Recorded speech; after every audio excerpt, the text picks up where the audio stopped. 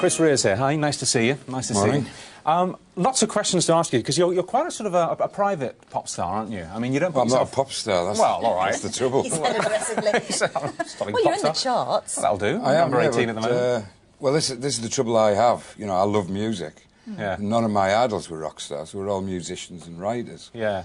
And when you come to bring an album out, like, say, a writer brings a book out, we have this problem of how we're going to let people know that it's there. Yeah. And seeing as I don't do the usual things that rock star show business people do, the record company has to get together and get their heads together. And somebody jokingly had said... Go on this morning.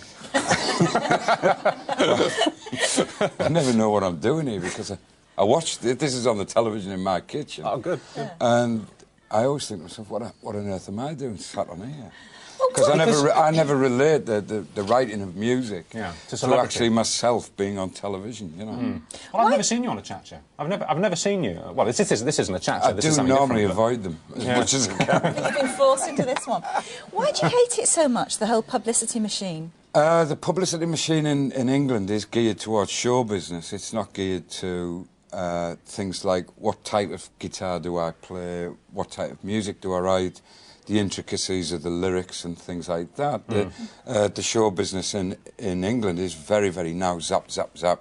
Give us a couple of things about, you know, where do you live, and isn't it fantastic? And it's all about this big myth about everything being fantastic. I know... I'm too old, unfortunately. I know better that it isn't all fantastic. Well, reading notes about you, I mean, way back when the career was kind of, you know, it was stopping and starting, wasn't it? It wasn't really kind of going too well, and your record company got an airbrushed picture of you. I mean, you had to look down into the camera, and you say that they brushed out bags under your eyes, and they made you look about 10 years younger, and you felt like a freak. I didn't. And you wouldn't buy it. You wouldn't go for it. It's something I didn't bargain for when I actually picked up the guitar. I was 22 when I picked up the guitar. That's late, and decided that I was going to be a musician. Yeah.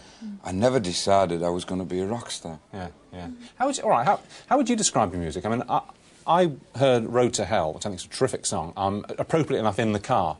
And it struck me as being sort of mystical and strong and powerful and very sexy and all the rest of it. And actually, you wrote it because you got stuck in a traffic jam on the M25. That's true. It's the intersection between the M25 and the M4. How mundane. How prosaic. We had What life's like. Absolutely. Absolutely, that's what you said. We'd been there for 3 hours and we had 6 miles to go.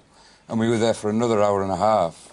We weren't allowed to get out the car to go for a wee. We had 3 cigarettes left, and we found ourselves sharing a cigarette and complaining about somebody in the back seat who was making the cigarette wet. And so we were putting it out and saving the last bit for later. Sounds like starving men on a desert island. It was we had this whole sci-fi sort of atmosphere that night. It was a... Gridlock is actually quite frightening, isn't it? If you get stuck in a queue... Gridlock? Traffic jam. Oh, I see. Well, it's an Americanism. That's the politically correct way of describing a traffic jam. No, it's the hip way.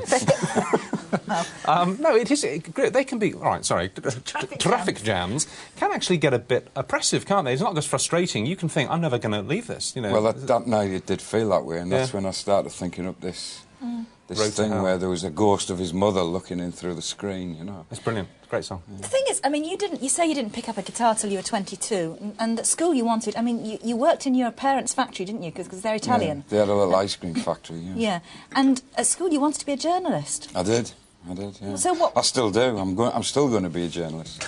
Really? One day, yeah. What attracts you to it? I just like writing. Yeah. I've just learnt that that's what I like doing, and songwriting is a form of writing. But, for example, now I'm actually writing and finishing off a film that I've written, and that actually does the same for me. You know, I'll do a scene on a morning instead of writing a song. Otherwise, if I wasn't going to do projects like this in the future, we'd finish up with 200 songs a year, which would be ridiculous. Yeah. I mean, this album, Espresso Logic, that's coming out, is less than a year since the last album.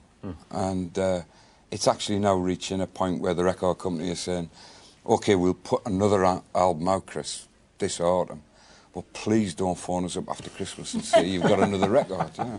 Do they get very frustrated with you because you won't do the usual kind of showbiz round of hype and... We've learned to live with each other now, that they understand that I just don't have a feel for dressing up and... Self-promotion. Selling something that... Really, I find it very boring I've got a lot of friends who are rock stars. Yeah. And I don't like their life at all. I think it's quite boring. So what sort of life do you lead then? I mean, when you're not on tour and you're not in studio, I mean, what do you do? What do you... Well, if I'm not on tour, I'm actually in the studio or I'm writing.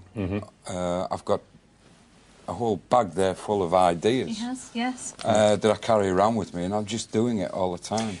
Apart from that, I do a little bit of that. Oh, we must talk about... Yes, we must talk about that. Can I just ask you one more question before that, before we talk about your motor racing? I mean, you're embarrassed by the whole notion of pop stardom, and you steer away from it. So how do you feel when you go on stage on a tour and you get the rapturous welcome? I know you can say they're clapping my music, but they are, you know, they're your fans. Does that embarrass you? You know, they throw things at you and cheer and... I always feel uncomfortable when I walk up onto a stage. Do you? Really? And I'm mainly thinking, I'm never looking at the audience. I'm always thinking, is the guitar buzzing tonight? Because I use a very old guitar that doesn't like a lot of the big show lights. Tuning, what's the sound like on stage? Can I hear Max Middleton, the piano player, properly? Can he hear me? Blah, blah, blah. And when it's all over, it's a sense of relief rather than elation. He's the ultimate reluctant rock star, isn't he? The reluctant rock star. Because I'm not one. you certainly aren't with that attitude. Brilliant. Do I look like one? No, but come on, let's... Shaking heads. To be honest, on your video you do. On your video you do, yeah. Well, you do your best to just go as far as you need to go. Yeah. To sell the thing. Yeah. Yeah. I think you're great. I think you're really great. I think you're a right miserable old so-and-so at the record company. I'm not actually miserable, you know. I mean, I've had 2 years of that as well. Miserable Chris. I'm not even miserable. It's just It's nothing. I don't want to be a rock star. Well, you did want to be a racing driver, and you still keep that up. What are you doing with Nigel Mansell at the weekend? Well, this was the only way we could think of letting people know that Chris Rea had a new record out. They all sat round and somebody jokingly said, it's a shame it's not motor racing, because we can get him to do anything, because he's always in the pits and paddocks of motor racing circuits. And someone thought it would be a good idea to get a touring car and put all over the car that Chris Rea's new album is called Espresso Logic. Right. And then the subsequent footage, for example, you now have something to talk to me about. Yeah, well, all right. And so this is on... It was almost a desperate idea, really. Well, I hope you're all right. Can you drive? All right? I've got an international licence, but because I've been doing it for about 4 years. But I'm definitely... It's going to be interesting to see the difference. Yeah. What are you going to be driving? And there will be a difference. What are you going to be driving against Nigel Mansell? I'm driving a BMW, which I only found out yesterday is left-hand drive, and I'm not looking forward to that at all.